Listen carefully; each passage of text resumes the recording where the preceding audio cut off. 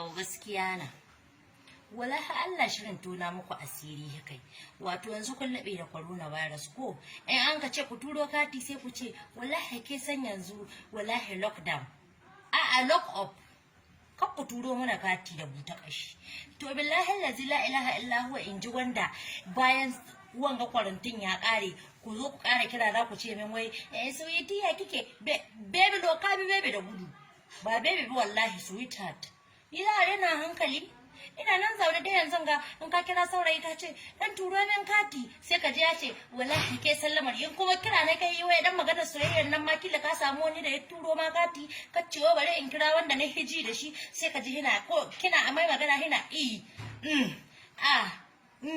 wato mata shi tana kusa da shi wallahi ko na rance to baka magana